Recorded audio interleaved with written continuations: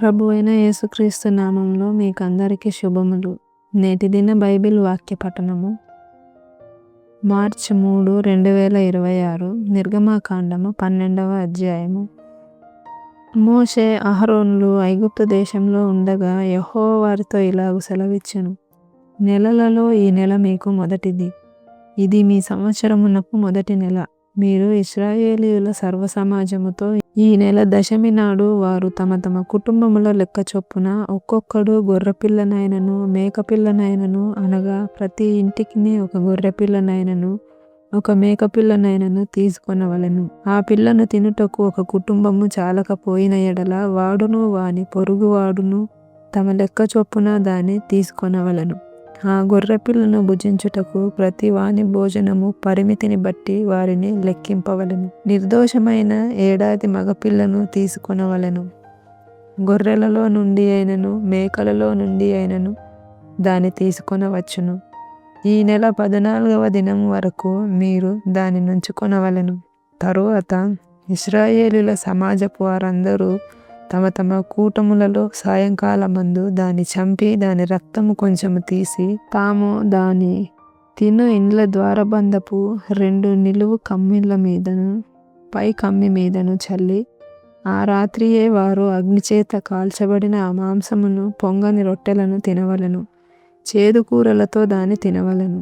దాని తలను, దాని కాళ్ళను, దాని ఆంత్రములను అగ్నితో కాల్చి దాన్ని తినవలెను. దానిలో ఉడికి ఉడకనిదైనను నీళ్లతో వండబడినదైనను తినకూడదు. ఉదయకాలం వరకు దానిలో ఏదియూ మిగిలింపకూడదు. ఉదయకాలం వరకు దానిలో మిగిలినది అగ్నితో కాల్చివేయవలెను.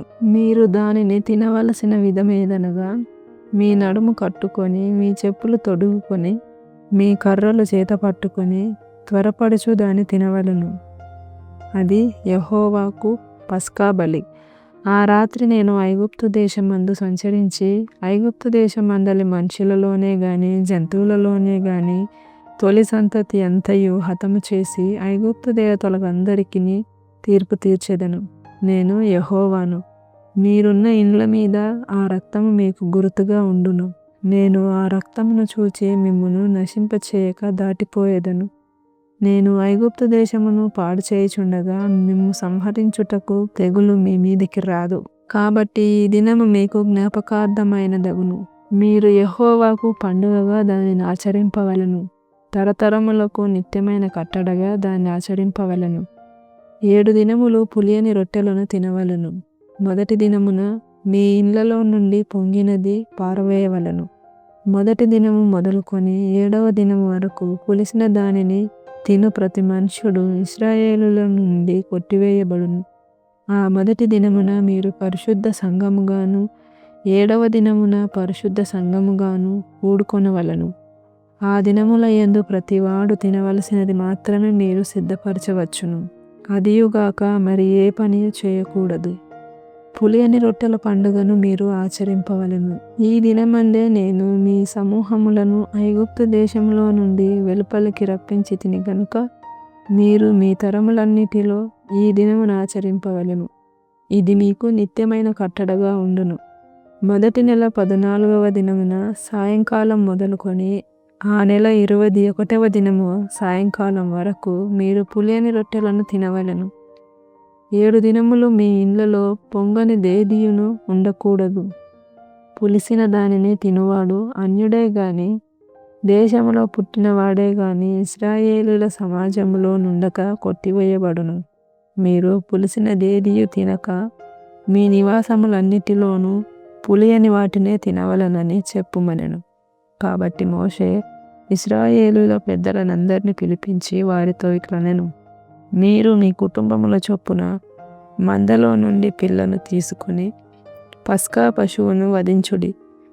మరియు హిస్సోపు కుంచె తీసుకొని పళ్ళెములో నున్న రక్తములో దాని ముంచి ద్వారబంధపు పై కమ్మీని 2 నిలువు కమ్ములకును పళ్ళెములోని రక్తమును తాకింపవలెను.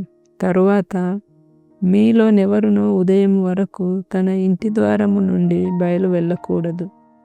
యెహోవా ఐగుప్తీయులను హతము చేయుటకు దేశ సంచారం చేయుచు ద్వారబంధపు పై కమ్మి మీదను 2 నిలువు కమ్ముల మీదను ఉన్న రక్తమును చూచి యెహోవా ఆ తలుపును దాటిపోవును.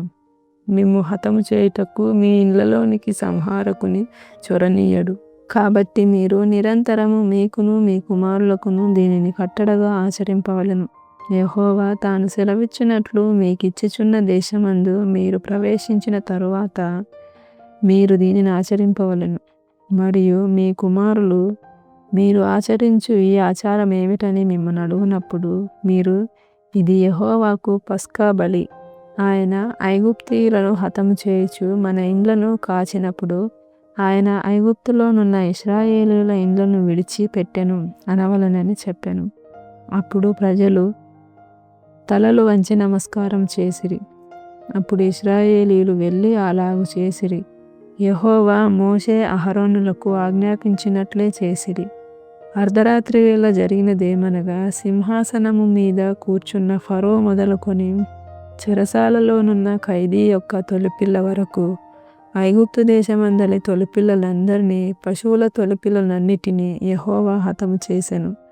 ఆ రాత్రి ఫరోయు అతని సేవకులందరూ ఐగుప్తీయులందరూ లేచినప్పుడు శవము లేని ఇల్లు ఒకటైనను లేకపోయినందున ఐగుప్తులో మహాఘోష పుట్టెను.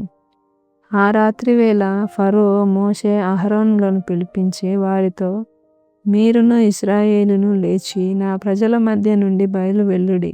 మీరు చెప్పినట్లు పోయి యెహోవాను సేవించుడి. మీరు చెప్పినట్లు మీ మందలను మీ పశువులను తీసుకొని పోవుడి. నన్ను దీవించుడని చెప్పెను. ఐగుప్తీయులు మనమందరము చచ్చిన వారమనుకొని తమ దేశంలో నుండి ప్రజలను పంపుటకు త్వరపడి వారిని బలవంతము చేసిరి. కాబట్టి ప్రజలు తమ పిండి ముద్దను తీసుకొని అది పులియక మునిపే పిండి పిసుకు తొట్లలో దానిని మూట కట్టుకొని తమ భుజముల మీద పెట్టుకొని పోయిరి. ఇశ్రాయేలీయులు మోషే మాట చొప్పున చేసి ఐగుప్తీయుల యొద్ద వెండి నగలను బంగారు నగలను వస్త్రములను అడిగి తీసుకొనిరి. యెహోవా ప్రజల ఎడల ఐగుప్తీయులకు కటాక్షం కలుగజేసెను గనుక వారు వారికి కావలసిన వాటిని ఇచ్చిరి. అట్లు వారు ఐగుప్తీయులను దోచుకొనిరి.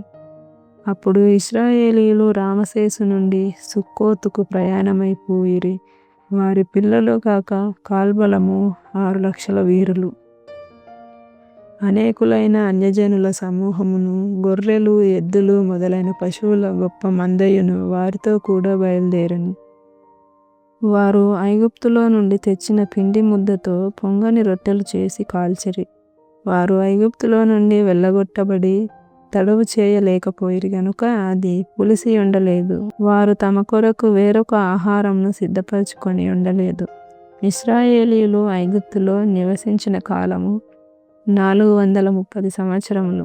ఆ 430 సంవత్సరములు గడిచిన తరువాత జరిగినదేమనగా ఆ దినమందే యెహోవా సేనలన్నీయు ఐగుప్తు దేశంలో నుండి బయలుదేరిపోయెను. ఆయన ఐగుప్తు దేశంలో నుండి వారిని బయటకి రప్పించినందుకు ఇది యెహోవాకు ఆచరింపదగిన రాత్రి. ఇశ్రాయేలీయులందరూ తమ తమ తరములలో యెహోవాకు ఆచరింపదగిన రాత్రి ఇదే. మరియు యెహోవా మోషే అహరోనులతో ఇట్లనెను, ఇది పస్కా పండుగను గూర్చిన కట్టడ. అన్యుడెవడును దాని తినకూడదు గాని వెండితో కొనబడిన దాసుడు సున్నతి పొందినవాడైతే దానిని తినవచ్చును. పరదేశియు కూలికి వచ్చిన దాసుడును దాన్ని తినకూడదు. మీరు ఒక్క ఇంటిలోనే దాన్ని తినవలెను. దాని మాంసములో కొంచెమైనను ఇంటిలో నుండి బయటకి తీసుకొని పోకూడదు. దానిలో ఒక్క ఎముకనైనను మీరు విరవకూడదు. ఇశ్రాయేలీయుల సర్వసమాజము ఈ పండుగను ఆచరింపవలెను. నీ యొద్ద నివసించు పరదేశి యెహోవా పస్కాను ఆచరింపగోరిన ఎడల అతనికి కలిగిన ప్రతి మగవాడు సున్నతి పొందవలెను. తరువాత అతడు సమాజంలో చేరి దానిని ఆచరింపవచ్చును. అట్టివాడు మీ దేశంలో పుట్టిన వానితో సముడగును. సున్నతి పొందని వాడు దానిని తినకూడదు. దేశస్థునికిని మీలో నివసించు పరదేశికిని దీని గూర్చి ఒకటే విధి ఉండవలననెను. ఇశ్రాయేలీయులందరూ అలాగు చేసిరి. యెహోవా మోషే అహరోనులకు ఆజ్ఞాపించినట్లు చేసిరి. యెహోవా ఇశ్రాయేలీయులను వారి వారి సమూహముల చొప్పున ఆనాడే ఐగుప్తు దేశంలో నుండి వెలుపలికి రప్పించెను.